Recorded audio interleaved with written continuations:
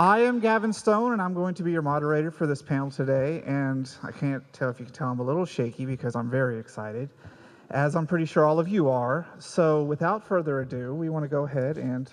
Wait a minute. I thought vampires drank blood. All right, so without further ado, let's all welcome our favorite vampire couple, Juliet Landau and James Marsters.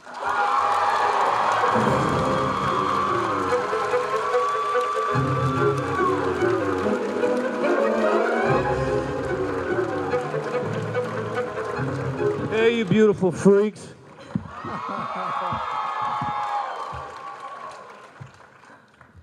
So we are going to be taking questions. There is a microphone in the middle of the room if you want to line up. And please remember to limit it to 2 questions. If you have any more, you can always get in line and we'll ask again.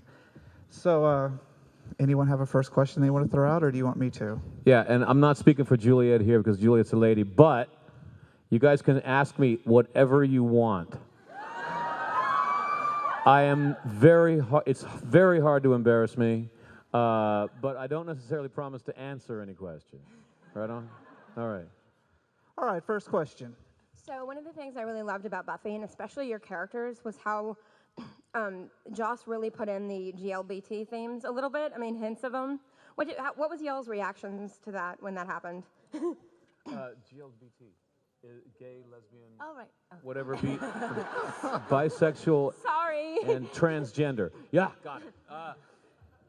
I loved it. I thought one of my proudest moments in the whole series was when we had the first teenage lesbian kiss, man. Yeah. I used to produce theater in Chicago and Seattle. We were known as a subversive theater troupe. And subversives, we don't want to make people angry or uncomfortable, but when you divest people of their dearly held lies that they get taught before they know they're learning anything, they can be uncomfortable. And some of these lies include you can buy Christmas, old people are useless, or gay people are weird, or can't be heroes. And so I was never happier than when we did that. Yeah, I thought it was great. Absolutely. Can we turn the mics up just a little bit? Is this one on? Can you guys hear me? There we go. Cool. There we go. Right on.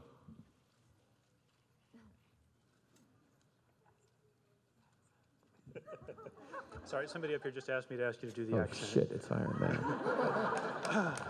So my question, the two of you without a doubt had some of the best lines ever written.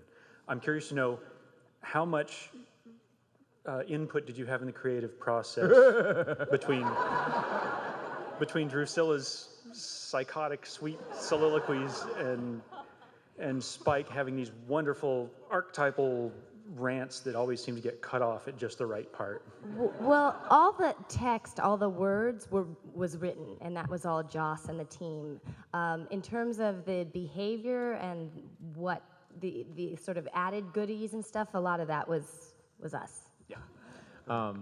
Joss, he was on. I was originally Juliet's boy toy. I was just kind of an ornament for her character, and Joss was really uncomfortable that people liked me. And he used to come up to me all the time and said, "I don't care who you are, you're dead. You're dead, dead, dead." I'm like, "What? It's your ball, dude, whatever." But what I realized was, Juliet and I, we're from theater, and we pride ourselves in being able to take a phone book and make you laugh or cry, depending on what we want to do. So whatever happened in the plot was up to Joss. He can make us do anything, but how you feel about us doing those things, that's up to us. Great, thank you.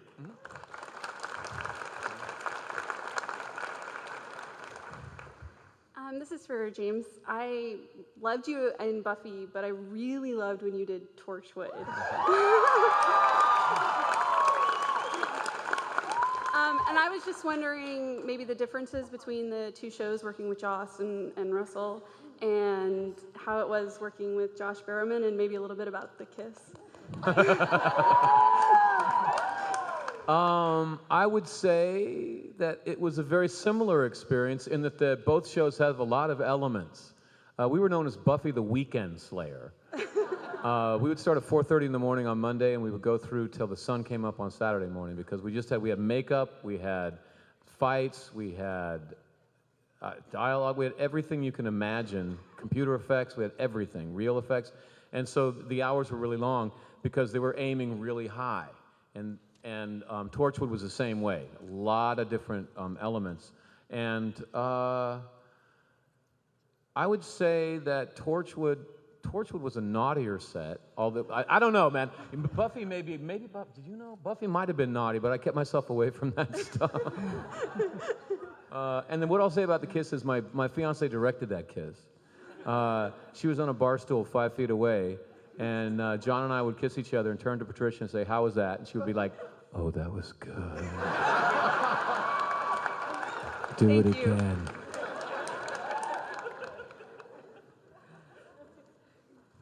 First off, I want to thank you both for the wonderful years of entertainment. Juliet, your Drew, I loved. Oh, thank you.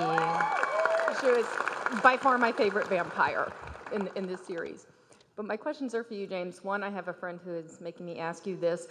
When did the house fall down?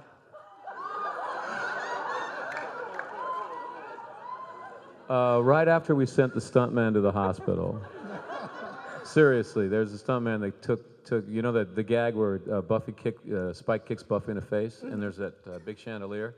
They built a chandelier that was like 780 pounds, hoping that it wouldn't move when the guy did the gag, but it released right as he kicked her. It broke and it came down on his face. Ow. And if you look back at the footage, it's constructed like a diamond.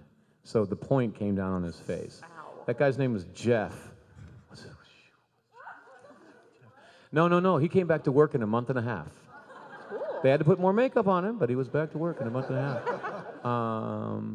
And the house came down right as we were having. Oh, sex. Yes. Wonderful scene, by the way. But my actual question was, I watched the clip of the Ohio one, and I thought it was really cool when the girl brought in the guitar that you played the song. And I don't have that, but I do happen to have Nirvana's "Smells Like Teen Spirit" if you want to show off your new strip act. I'm sorry. Do you have a guitar? Or... No, I left the guitar at home, but I've got Nirvana. Oh, to sing along to Kurt Cobain? No, to do your new strip show. You said it.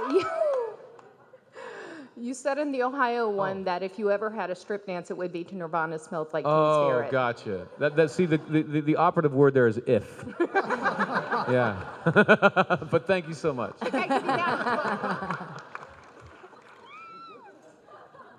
Hi, Juliet and James. I'm a whore!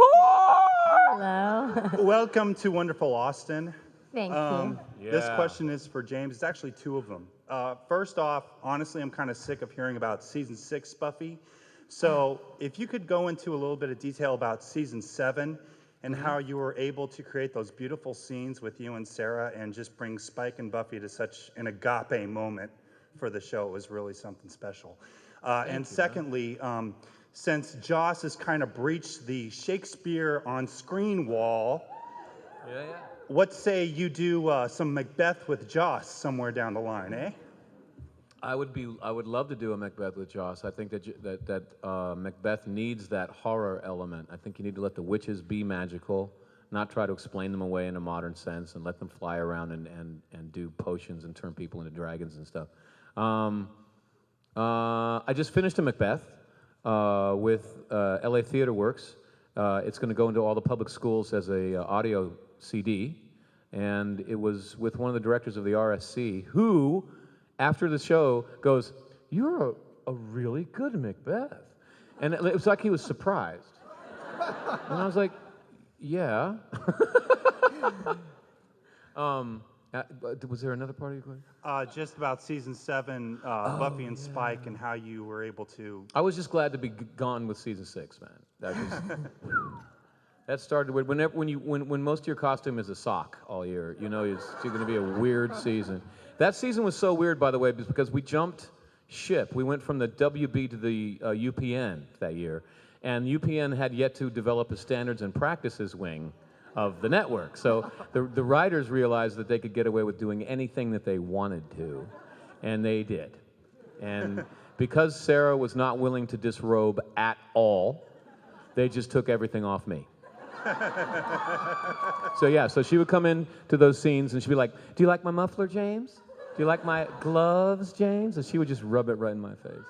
But if I may say so, I think that the best Spike was when Juliet was right in the set with me. I think that there was the nastiest original part of Spike that could not exist unless I was playing with Juliet, and that was my favorite part of the character. Thanks, guys. Rock on. Well, that was one of my questions was, did you prefer playing Spike post Soul or before the Soul? Before. Villains are fun. Heroes are hard. When you're a hero, you have to feel guilty about something, and you have to run around saving people. When you're a villain, I swear to God, you lurk and you smirk, and then you leap out and punch the hero, and then you go home. It's easy. Yeah, much rather play the before stuff. And my other question is, obviously, it still has a huge cult following. Do y'all still watch the show every once in a while? I do every once in a while. My wife loves to watch the show. I think she likes to remind herself when I was so hot. And I keep telling her, if we have that much makeup around the house, we can do that again.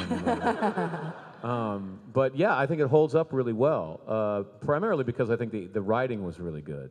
We kept hearing from fans when it first started that they were missing jokes because they were laughing so hard. And at that point I thought, this thing has legs. People are going to want to watch it more than once. But I also think that the acting was good, especially with Juliet Landau and me. Because, if after you know how it's going to end, you still want to escape into that world, and then it's going to hold up. And a lot of that is actually the acting. Thank you. It's fun to catch it sometimes when you're traveling in hotel rooms or at gyms, and you'll see it looped in other languages. Or you'll be, I'll be at the gym in England, and all of a sudden I'll look up and I'll be like, oh, there I am grabbing my crotch. I wonder if anyone noticed. That was me. It'll be the scene with the lawyers or whatever, and I'm doing something obscene. And it's just sort of funny when you'll catch snippets in regular life in far lands. Do you remember we used to pretend to do stuff to each other just below camera because we knew that we were punk rockers and nobody else seemed to get that. And we were like, let's remind people today. And then we would do a shot and we would be doing that and pretending to do naughty things just below camera. And I remember, Wednesday morning we'd come in and go, they used that shot. Oh my God. I don't quite remember it that way. No. Are you sure that was my scenes with me? I remember that. Really? Yeah, This is a question for both Juliet and James. I mean, obviously you both were brilliant in your roles, but did you ever consider who you'd like to play in the Buffy and Angel series if you weren't your characters? I love Drusilla so much that it's hard for me to pick another character. I just had such a blast, and it was such a rich, dimensional character that I think I would stick with Drew. Yeah, I wouldn't trade Spike for Xander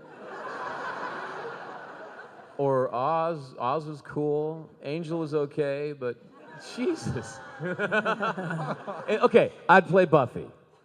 I would do that. And by the way, the movie is not written by Joss, just a little caveat, and it's likely to be almost as good as the first movie.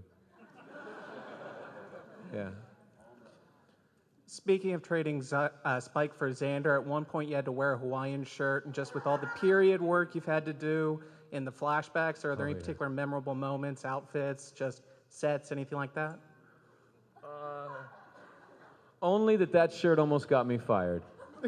That was the point. I was brought onto the show to be the new Cordelia. because Cordelia went on. Seriously, Cordelia went on to the Angel spinoff, and they needed a character to come in and say, "Buffy, you're stupid. We're all going to die." And they tried to make me that character, but they couldn't figure out how to get me into the room because I burst in flames every time I tried, and the smoking blanket only works so many episodes. So I really thought, oh God, I'm about to be killed off, and they can't use me. And so I went through a period of being really defensive about them taking the character down, and when they gave me the Hawaiian shirt, I was not happy at all. I thought that this is the episode before I die. And I came to work and I was quiet that day. I was just silent and to myself, and the director didn't notice that anything was wrong, but someone went to Joss and said, James is pitching a hissy fit, which I wasn't. But Joss told me later that he almost fired me that day without even talking to me. Just, you're gone. So I almost made it true, which it wasn't even true. Thank you.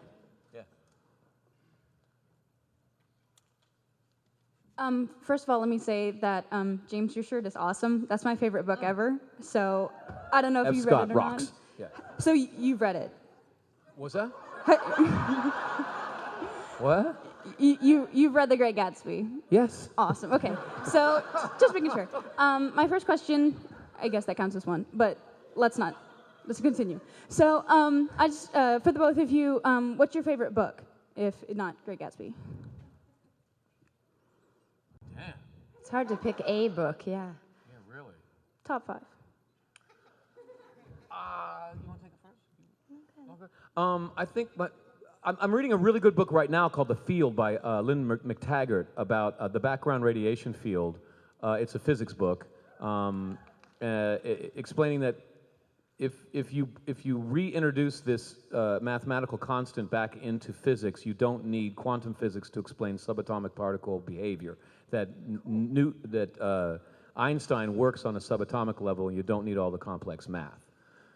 That being said, I think my favorite book is called A Purpose-Driven Universe by Bernard Heisch, who is an astrophysicist with University of Arizona, and he contends that there is a God, that the mathematical chances that the physics of the Big Bang would have turned out so that carbon could form, or that gravity was the specific strength it is relative to the other forces, or any number of 37 other things that were set up in the Big Bang that could have been different.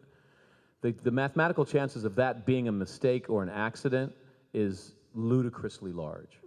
And you can either believe that there was an intelligent mind that set this universe up, or you can believe in quantum physics whenever there are multiple, we're living in a multiverse with infinite universes stacked on top of each other.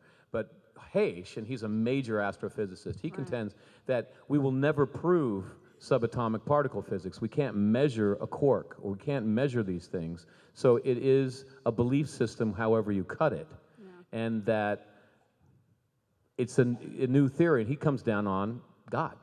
And I just thought it was a fascinating book by a really cogent mind. He maintains that whatever creative force it is has nothing to do with what we think it is. It has nothing to do with the Bible or the Quran or anything like that. But it does seem to be a mathematical probability at this point. So I thought it was interesting. I would probably say Jane Eyre. Yeah. And I just finished reading Russell T Davies' book, The Writer's Tale. I don't know if you guys have read it, but it's really fascinating because it started out as a journalist wrote to Russell and said, can we correspond via email about your creative process as you're writing the last season of Doctor Who? And it ended up being an 800-page book. Actually, you're mentioned in it. There's a bunch of emails back and forth that are entitled James Marsters' Ass. Is that describing my, actually, you're not my ass or my personality? Well, no, it's your ass. Oh. But basically, because he thought you were hot. But it just continues, like, you know how when you do an email back and forth and they no longer are talking about your ass, but it's just for chapters and chapters. It's like James Marsters' ass. It's actually spelled arse, A-R-S-E, because the way they're writing it's English. But but the book is really fascinating because it really gets inside his process and James's ass. I've got a nice bum. Just one more question for you, Juliet. I know you were in season 6, but if you had a song from Once More with Feeling, what would it be? Oh, I wanted to be in that episode. I don't know what song it would be. The problem with Drew is that she sort of sang on one note. When I was in the merry-go-round, I forget which episode that was, maybe one of you guys knows. But I know I was sort of singing on one note, so I don't know if that would have been the most musical thing to you have. need Philip Glass to come yeah, in and write something maybe. for you. Okay, thank you very much. Yeah. This is for James. How did you get involved with Torchwood? I was in London, and I was doing a musical tour, and the tour manager would not come out to dinner with me because the new Who was on. And she said, if you want to have dinner, we'll have room service, and you come up and you watch Who with me. So I went, and we were having dinner, and Who comes on, and it's awesome.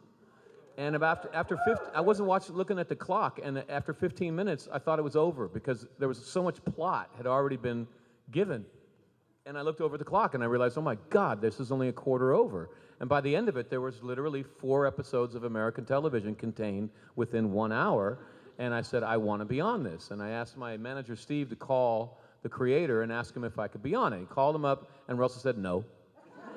But we have a spin-off, and there's a character we haven't been able to cast yet. If he wants to come to the spin-off, we definitely can use him there. And so that's how it happened. And how did you get involved with Supernatural? They just up and called me, man. They up and called me. I kind of been waiting for that. I was like, when are you guys going to call me up? It's a great show. So they called me up, and I had a fabulous week up in Vancouver. I have to say it's one of the happiest sets I've ever shot on. They're all loving each other after 7 years, which is fairly rare, I gotta say. What was it like working with Charisma again? I have to say, and I don't know if you know, I thought that Charisma was Cordelia. I thought that she was an unpleasant person all these years because I never really shot with her. We were basically the same character, so there's no real reason for 2 people to say Buffy you're an idiot. So one of the most pleasant things and surprises about shooting that show was sitting down with Charisma and discovering that she is an absolute sweetheart. She is a delight. And I'm ashamed that I drank the Kool-Aid on that one. Yeah. And I like the part where she puts the bees on Jensen. Yeah. He deserved it. He was being naughty. Hi, I'm a big fan of the show. James Marsters, I was just wondering, you worked with an actor called James Leary, and I understand you thought he was the most handsome, sexy, talented man that you had ever worked with in your entire life. Is that true? that he was a god among men, and that you wished you could be him. I spent long hours wishing that I was James O'Leary. Because all the girls would sit on James O'Leary's lap and play with his clem ears. And he did nothing. Unfortunately, that was all they played with. And I thought, man, you know, what am I, chopped liver over here? But no, when Clem was on set, I was invisible. Yeah. Please. All right, cool. Thank you. Big fan of the show. You're welcome.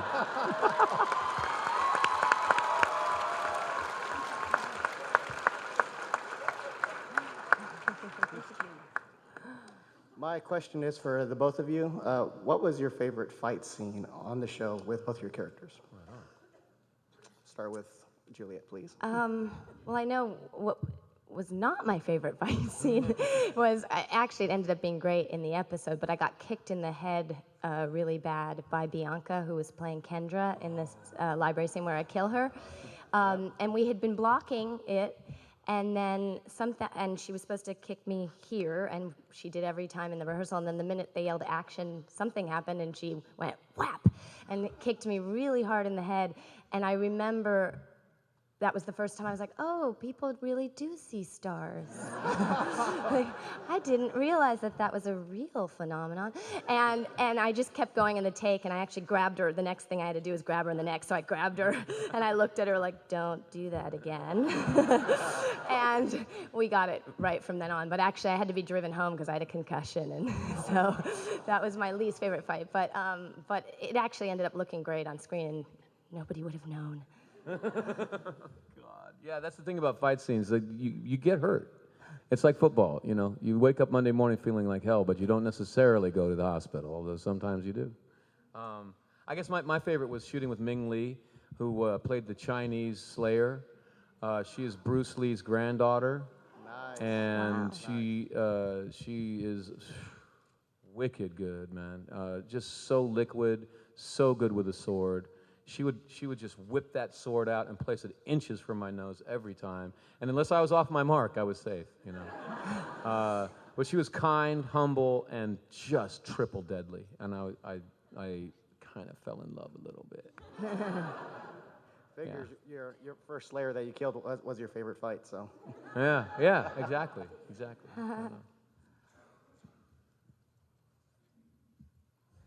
Hey, guys. Hey, man. Hi. I have a question for both of y'all, actually. Well, one for each. First one for James.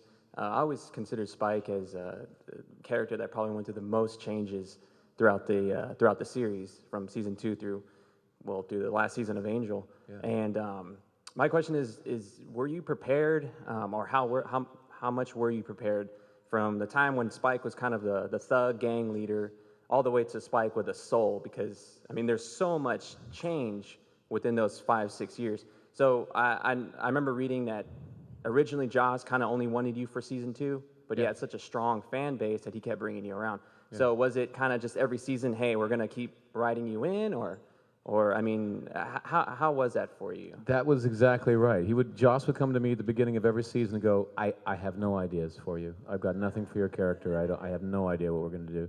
And I think basically they plugged me in where needed, you know? So I started as villain, and then I went to wacky neighbor, and then I went to outcast, and then I went to bad lover, and ultimately guinea pig hero, you know? And it was kind of my job to try to stitch that all together into one character, and I think that Ralph Waldo Emerson said, and this is a great quote for actors, if there's any actors in the house, within all people are all people. So that means that we do radically different things in different chapters of our lives. We show radically different sides of ourselves in different situations. And so that quote helped me a lot as I went through trying to play all that different stuff. Yeah, I thought he did a great job. I guess that's a testament to your acting skills, because I mean that scene in season 6 when you're laying down with Buffy after she gets kicked out of the house. I mean, that's a great scene. That kind of shows the dynamic between Spike and Buffy, where it was going, because you didn't have a soul then, or no, you did. I'm sorry. And then I decided to give myself a soul whether they gave me one or not. So I was actually playing that I had a soul with you. Like, I remember you were laying on a table. It was right in the beginning of season 2. And you were like, look at the stars, love, they're beautiful. Yeah. And I say, well, I don't forget, and also there's no stars, we're inside, or something like that. And it was written as a really sarcastic kind of line, but I decided to flip it and just be absolutely loving toward you. And just, and also there's no stars, And I just decided to make him a good boyfriend. He's a horrible human being, but a really good boyfriend, which is like the biggest lie you can ever tell the audience. He'll be horrible to everybody, but great to you. How many times does that happen? No. If you date a jerk, he's a jerk. That's it. But, And then for Juliet, I remember reading a while back that you were doing some writing for a Drusilla storyline, maybe a comic line. I was wondering if that was true, and if so, if you're still doing any of that work. Oh, well, I did co-wrote 2 issues of the Angel comic book that were out already with Brian Lynch, and we did a 2-episode arc, and it was really great. I had a fabulous time doing it, and I'm looking forward to maybe doing some in the future. Cool. Thanks. Right on. Was I perhaps mentioned at all? Yes, you are. Yeah. was just wondering what your favorite scenes in Buffy or Angel were to shoot. What was the most fun for you, for both of you? It's hard to pick because it was really a great job. I have 3 favorite episodes, and I would say the first episode is School Hard because it was our introductory episode, and it was a joy to come and embark on working on these characters, and James was such a joy to work with. And then for me, Surprise, which was where Drusilla gets strong and empowered. And then on Angel, it was Reunion, where I got to team up with Darla and be nefarious. Mine would be any fight scene, but surpassing that, anything with Juliet. Every time that I was with Juliet, there was a rocket fuel behind the character that I already said it, but it really wasn't there before. And I remember when you came back and you had hooked up with someone else, and I was trying to hook up with Buffy and wasn't myself anymore, and you were like, "You've got to come back to yourself." Right. And then I ended up cattle prodding you, I think. Yes, yeah. I think so. But I remember thinking, God, this is what it's like. I'm back in it. This is the core of the character again. And that would happen every single time you came back. It was nice with James because our first season, season 2, we would get the scripts a week in advance, and so we'd always get together and rehearse, and we'd come in with a lot of the blocking. In terms of blocking means where you're moving and sort of the behavior that's going on in the scene. And so it allowed for us to be really kind of fluid and inventive and come up with lots of riches and goodies. Yeah, because the thing is, they're moving fast. So Fast, if you come TV, fast. Yeah, if you come up with a good idea, they'll take it. Yeah, so we're like, you know what? Let's come up with a lot of good ideas. Yeah, direct ourselves. Well, we brought them to the director. Yes. My second question is, what have been like your weirdest fan moments? Weirdest what? Fan moments? Oh, fan moments. Oh, I don't really have any. Really? My friend got you to bite her hand last year at a Comic-Con. That was a little strange. That's a normal day, babe. No, I find Buffy fans to be really intelligent and have good senses of humor. Great. And if you don't appreciate irony, you don't get past the title of the show. So I hate to disappoint you, but mainly it's just a lot of good conversation. Yeah. I agree. Yeah, and such a wide demographic, from really, really young to 90-year-olds. I mean, it spans all these different generations. Yeah. Thank you. You're welcome. Hey, you guys. Hey, cutie. Hi. During season 7, one of my favorite scenes was with you and Sarah and the Chosen One speech. What did you do to prepare for that, to make it such like a powerful moment? Can you remind me what the set looked like? Okay. Okay, it's the part where Buffy just got kicked out because they're all like, "You're not a very good Slayer," but she really was, because she knew all along that the guy was in the house, Caleb, or Kane, I forget his name. But then you were all like, "You guys need Buffy." So you went and you found her, and you're in the house, and you're like, "Buffy, you're the one, and everything.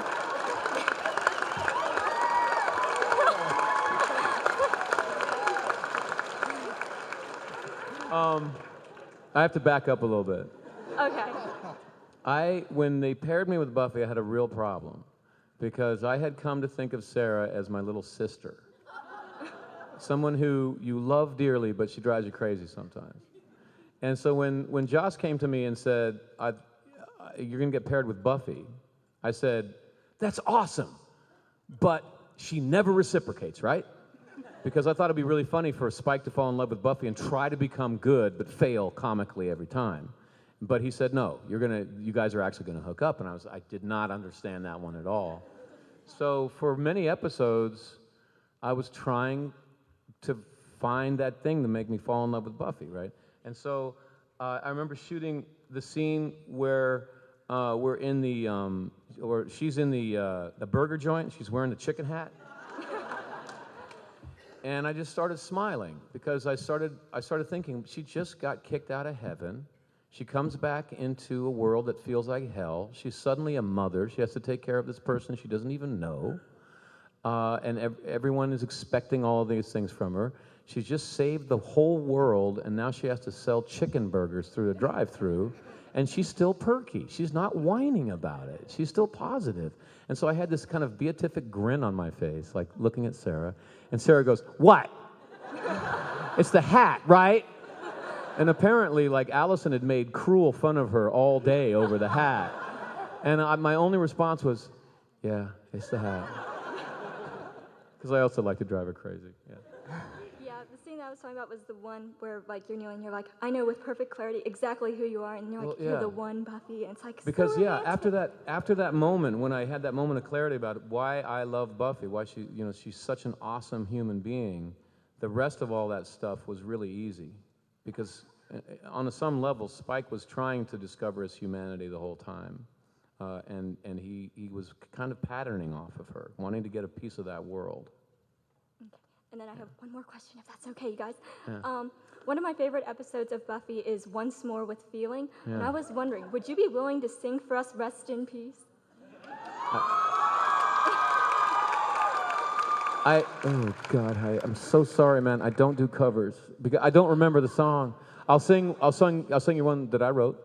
Okay, that works. All right. This I wrote doing a cowboy movie for Sci-Fi Channel, where we were trying to rewrite a scene where I explained to my fiance why I left her and never came back, and the scene I thought was cheesy, so we tried to rewrite it, and the rewrites went well, but I kept crying during the filming of it because I wrote it and I was too close, and the director kept saying, "Oh, that's great, James. If we were doing 30-something, you're a cowboy. Stop crying."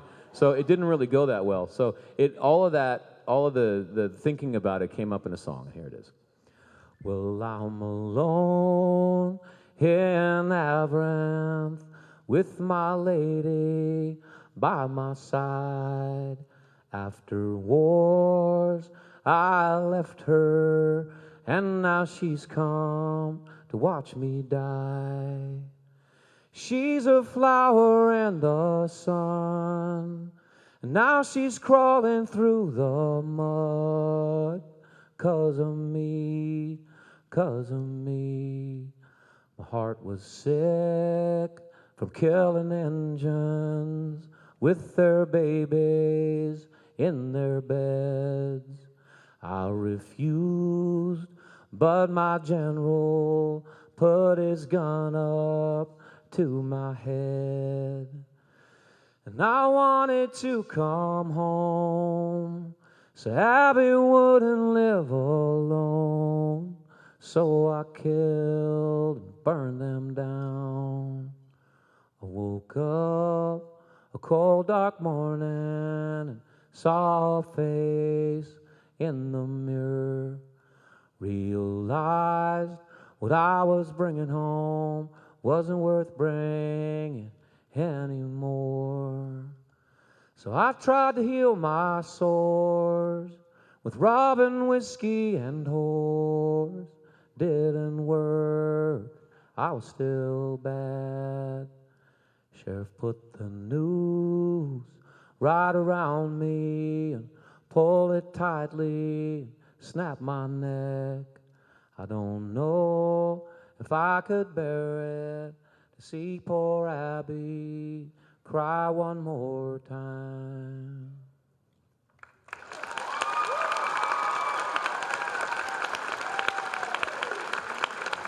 I think I messed up the third verse on that, but that's the idea. Thanks, you guys. Yeah. A little bit, yeah. Hello. Hello. I had a question for James. Have you ever told a creative but obviously fake story for how you got your scar? And if so, what do you think is the funniest one you ever came up with? No, I always tell the truth. I got my ass kicked. Oh. I was coming home from bar backing at the Hard Rock in New York, and I was living in Astoria, Queens, which is not any place anybody wants to live, especially down by the water on 11th Street. And a guy came up to me and just hit me in the face with brass knuckles and said, "Give me your money." And I, being an idiot, said, "You." And started staggering away, thinking that I would get away. And his friends joined in, and they had a little party on me. And in the middle of the party, I dropped my bag, which was full of dirty underwear and comic books. I swear to God, I had I had $70 in my boot because I wasn't a total idiot. And they went for the bag, and I ran I ran away. And I went to the emergency room, but it was a rough neighborhood, and I was dressed kind of leather and stuff. And the cop beat me up because he thought that I was a punk who didn't deserve to take the doctor's attention away from the real people of the community. I mean, he didn't bloody me or anything, but he nightsticked me a little bit in the emergency room. But that's a real story, yeah. I guess that's a funny. It all turned out well. It's okay, I'm famous now. I guess since I have one more question, to both of you, what is your favorite current TV show?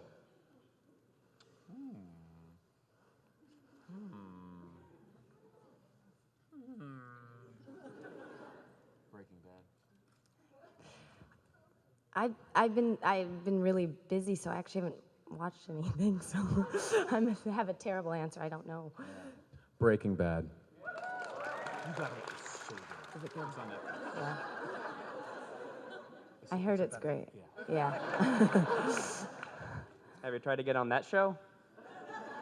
Well, let's start. Everyone write into the show and say, put me on, man. Get us both on. Thank you. Yeah. I have a question for both of y'all. Juliet, my baby sister and I used to always watch Buffy together, and your character would scare her so much. She'd turn to the side and just close her eyes, and I got such a kick out of it. How did you come up with that crazy, deranged voice? I mean, was that direct input, or it's something you worked on for a while? I loved it. And the bird, I remember there was a bird. The dead bird. Yeah.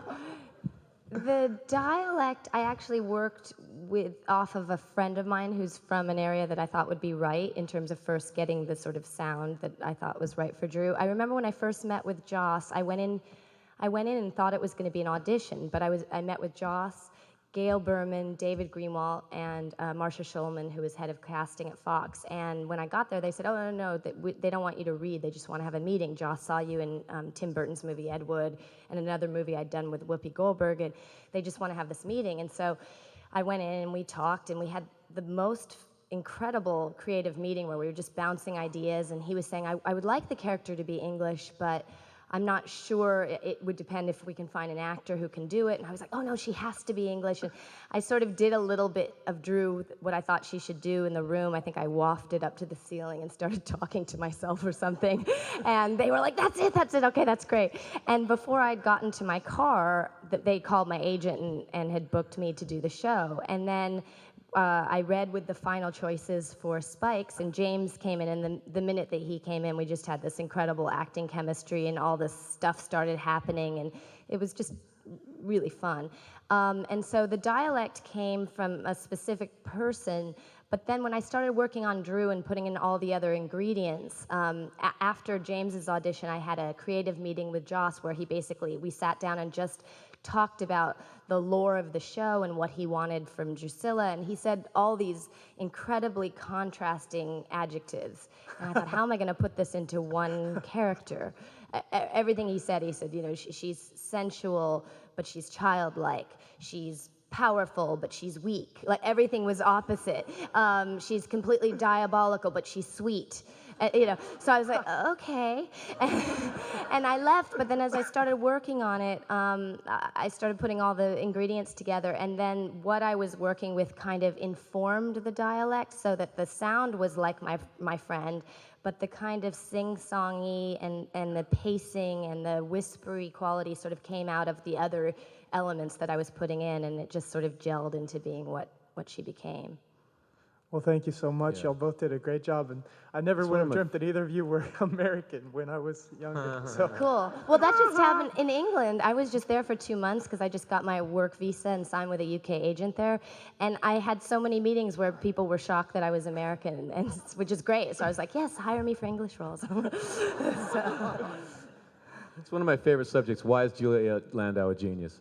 I love this. Oh, yeah. Fearlessness. Fearlessness is the biggest, I think, is the biggest reason. You would be willing to go places that most actors would quail from. And I just, Thank you. And James, for you, what was your impression like working on Smallville with Tom Welling, and how were the fight scenes with him, particularly in the Fortress of Solitude? oh man, not long enough. That's the thing about super fights. There's like 3 punches, and the rest is wire work, you know? Like, and then you get punched a quarter mile back, and then you have to run back to the set, and then you hit him again, and that's, you know, I remember realizing that, going, this is not really the same kind of fights that I'm used to. It's a lot of reactions to getting punched, you know.